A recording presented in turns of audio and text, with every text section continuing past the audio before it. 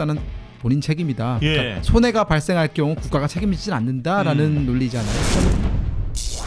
코스피가 불장이에요, 오 위원장님. 예, 맞습니다. 아 근데 이게 괜찮을까요? 뭐 코스피 불장이라고 표현해야 되나요? 앞으로 더 올라갈 수도 있을 부분이고. 뭐 어떤 분들은 삼성 하이닉스 전망으로 보면은 7천을 얘기하시는 분들도 있긴 하시더라고요. 네, 맞습니다. 뭐 이재명 대통령의 공약 사항이 있었기 때문에 예. 뭐 투자자들에 대한 뭐 판단이 신뢰성이 많이 높아진 부분도 있을 것이고 예. 뭐 AI 관련된 투자 기술이라든지 투자 부분에 있어서 네. 뭐 주식 시장이 많이 상향된 방향도 있지 않을까 싶은데 뭐 언제나 저희 투자는 본인이 예. 하는 것이지만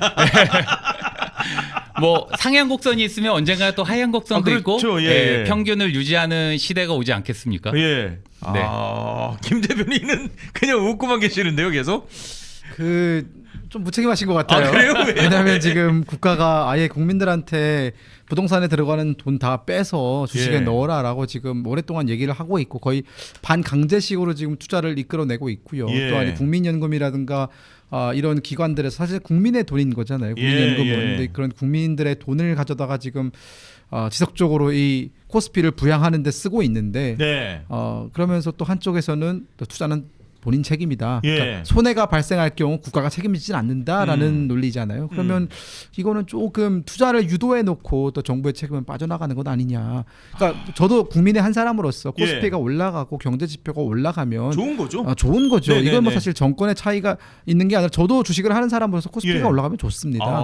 근데 이제 이게 건강한 펀더멘탈에 기초해서 우리가 예측 가능한 범위 내에서 올라가느냐 아니면 약간의 어떤 이재명 정부 특히나 이재명 대통령이 공약했던 그 공약 사항을 지방선거 전에 어떻게든 보여주기 식으로 좀 채우기 위해서 예. 인위적으로 수단을 활용을 해서 이 코스피를 끌어올리느냐의 문제거든요. 예. 근데 이런 연장선에서 어제 사실 그 이찬진 금감원장이 예. 얘기를 또 했어요. AI 거품.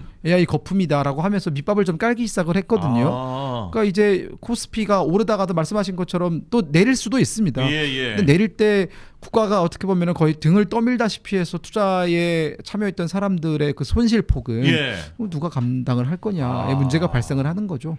김 대변인은 수익률이 어느 정도 돼요? 저는 사실 미주를 많이 합니다. 미장을. 네. 그거 많이 하지 말라는 거 아니에요? 환율 때문에 지금. 뭐 그게 가장 그래도 수익이 확실하더라고요.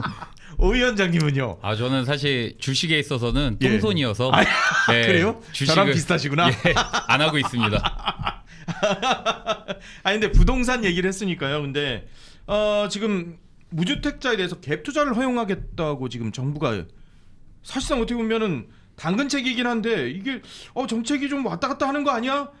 라는 비판에 직면할 수밖에 없는 또 상황이 됐어요. 물론 뭐 정책이라는 게 가변적이니까 시장 상황에 따라서 움직일 수도 있긴 하지만 이게 맞나라는 생각이 들기도 하거든요. 또. 그러니까 이게 갭 투자라는 게 결국은 쉽게 말씀을 드리면 전세 끼고 주택을 사는 거지 않습니까? 맞아요. 근데 그것도 굉장히 어려운 게요. 갭 투자를 허용을 해준다라고는 하지만 전세입자가 들어오는 그리고 들어왔다가 그분을 그 전세입자를 내보내고 주택을 팔고 사는 이 규정은 또 강화됐습니다. 예를 들어 지금 4+4라고 해가지고 들어와가지고 4년 계약을 하면 그 뒤에 그 전세입자한테 우리가 올리는 금리는 5%밖에 안 되거든요. 전세를 올리는 금액은. 그러니까 그 5%라는 건 그 동네의 주택 가격과 상관없이 무조건 원래 전세보다 5%만 올리게끔 모든 걸 묶어놨기 때문에 사실 이건 갭 투자가 아니라 오히려 손해를 보는 것이거든요. 저뿐만 아니라 제 주변 사람들도 지금 부동산을 좀 알아보고 있고 뭐 이사를 가려는 분들도 있고 한데 다 똑같이 얘기하는 게 일단은 뭐 대출이 규제가 너무 심하니까 대출을 받아야 뭐 갭 투자를 하든 뭐든 할 텐데 대출이 지금 6억 이하로 다 묶여 있고 그 이상은 더 어렵고요. 또한 어찌어찌 대출을 풀어서 뭐 현금을 땡겨 와서 갭 투자를 한다 하더라도 내가 A라는 사람한테 전세를 줬을 때 저 사람이 내가 원하는 시점에 안 나가게 되면은 전 이건 투자가 아니라 그냥 돈을 묶여두는 것이거든요. 근데 내보내려고 하면은 전세입자는 난 나갈 수 없다 이러면서 그 임대차 보호법 같은 걸 걸면서 이제 이런 5%만 올리게 되어 있고 4년 무조건 보장되어 있다. 이런 식으로 하면은 사실은 어렵죠. 그러니까 이건 갭 투자를 할 거면 그러니까 허락을 해줄 거면 좀 지금 원래 있던 규제들을 좀 풀면서 해야 되는데 그냥 당근만 아주 작은 당근의 끄트머리만 던져준 느낌이 좀 있어서 예. 이거는 사실은 큰 효과를 발휘하기는 좀 어려울 거다라는 생각이 들었습니다. 당장 주진우 의원이 이런 얘기를 했어요. 이제 와서 갭 투자 허용할 거면 왜 토지거래 허가제는 왜 했어? 이렇게 또 반문하긴 하더라고요.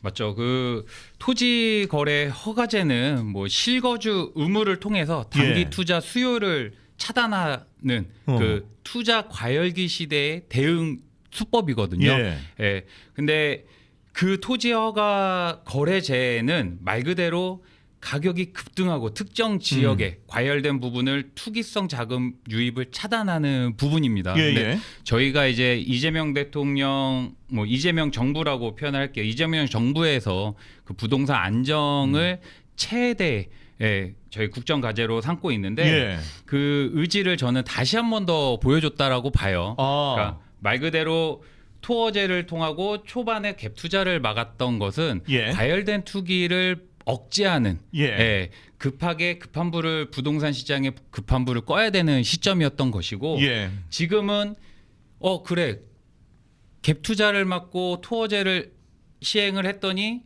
실제 거주하고 있던 세입자들의 삶이 조금 힘들 수도 그렇죠. 있겠구나. 예, 예. 그 부분을 지금은 풀어주고 있는 예. 점이고 부동산을 투기의 대상으로 보지 않는 것. 그러니까 부동산을 투기의 대상으로 보지 않고 우리가 살아가는 공간으로 마련해야 된다. 예. 이거에 대한 의제는 여전히 유지하고 있다라고 생각합니다. 그런데 이게 얼마 전에 문재인 대통령도 가장 뼈 아픈 게 부동산 정책 실패를 자인하는 인터뷰를 했던데 이게 지금 뭐 이 시장 상황에 따라서 정책이 바뀔 수도 있고 뭐 임시적으로 뭔가 다른 방책이 나올 수는 있는 거지만 문재인 정권 때 보면은 부동산 대책이 막 한 달이 가지 않아서 뭐 또 나온 거 또 나오고 뭐 이랬던 기억이 있거든요. 근데 혹시 또 이재명 정권도 또 그러는 것 아닌가라는 또 그런 걱정도 일부에서는 하거든요. 그러니까 이재명 대통령이 그런 말을 하지 않았습니까? 시장을 이기는 정부도 없지만 정부를 이기는 시장도 없다. 맞아요. 그 말씀을 하셨죠. 얘기를 했어요. 예. 근데 저는 그게 반은 맞고 반은 틀린 것이 그래요? 시장을 이기는 정부는 없는 게 맞습니다. 예. 하지만 그렇다고 해서 정부가 시장을 이길 수는 없어요. 예. 그러니까 시장을 이기려고 들면은 모든 게 다 뒤틀어집니다. 예. 우리가 자본시장 논리라는 것은 결국은 이제 아담 스미스에 의해서 만들어진 건데 예. 그때부터 지금까지 수백 년이 흘렀지만 단 한 번도 시장이 정부에 의해서 패배하지 않았거든요. 예. 마찬가지로 부동산 시장도 마찬가지입니다. 그러니까 예를 들어 정부가 이렇게 고강도 규제를 때리고 네. 뭐 이제 토호제로 다 묶어버리고 주택 예. 거래 어렵게 만들고 다주택자들 세금을 왕창 때려가지고 팔게끔 만들고 그렇게 해서 공급이 늘어나고 이런 것들을 기대하고 정책을 하는 건데 예. 문재인 전 대통령이 직접 본인이 고백을 했잖아요. 예. 그러니까 문재인 정부 때의 부동산 정책은 결국 규제 일변도였어요. 예. 다주택자들을 거의 무슨 거의 적으로 만들어 놓고 이제 공직자들 사이에서도 다주택자들은 다 팔아라라고 맞아요. 압박을 넣고 이러면서 지금 뭐 이재명 정권도 똑같은 상황이죠. 예. 규제를 더 쌓는 식으로 예. 했는데 결국은 시장이 버티면서 이기면서 주택 가격만 올라갔고 부동산 예. 폭등으로 이어졌거든요. 근데 이재명 정권도 사실은 문재인 정권의 어떤 실패를 반복하지 않으려면 적절하게 채찍과 당근을 좀 왔다 갔다 써야 되는데 예. 지금 꺼내든 당근 같은 경우에도 사람들은 이미 불신합니다. 아. 이거 그러니까 이 뒤에 뭐가 숨겨져 있는 거냐? 예. 라는 여러 가지 의도에 대해서 지금 불신을 하고 있는 거고 부동산 시장이 지금 움직이지 않고 있거든요. 예. 제가 오늘 들어오기 전에 지금 여러 가지 부동산 카페들을 다 봤는데 예. 뭐 이제 그 부동산 스터디라든가 이런 100만 명, 200만 명 스터디들이 유명한 있어요. 카페들 있죠. 예. 보면은 한결같이 나오는 반응이 지금이 기회다라고 생각하는 게 아니라 이거 낚이면 안 된다. 정부 정책에 낚이면 안 된다. 이런 식의 반응이 많이 버텨라 이어지고 뭐 이런 건가 보죠. 그렇죠. 버티면 된다라는 것이거든요. 야. 저는 그래서 이재명 정부가 이제라도 늦지 않았으니 지금 문재인 정부만큼 왔다고 생각하진 않아요. 저는 예. 이제 고작 한 3번째가 정책까지 나온 거잖아요. 그러니까 이제 더 이상의 어떤 규제라든가 불필요한 규제 혹은 시장을 힘으로 누르려는 시도 말고 어떤 시장과 좀 같이 상생하는 구조 속에서 예. 실제 부동산 수요자들의 얘기를 좀 들어보고 그리고 실제 이 주택을 구매해서 내가 살고 싶어하는 사람들의 수요라든가 요구라든가 이런 것들을 좀 다 들어보고 예. 이런 여러 가지 어떤 요구 조건들을 충족시킬 수 있는 밸런스가 잘 갖춰진 부동산 정책이 나왔으면 좋겠다라는 생각이 들었습니다. 김희진님께서 슈퍼챗을 보내주셨어요. 감사해요, 김희진님. 이렇게 슈퍼챗을 보내주셨네요. 오현식님, 불편할 자리일 텐데 나와주셔서 감사하고 반가워요. 김금혁, 당신은 늘 최고야라고 얘기를 해주셨습니다. 김희진님 항상 감사해요. 고맙습니다. 아니 불편해요? 저 너무 좋습니다.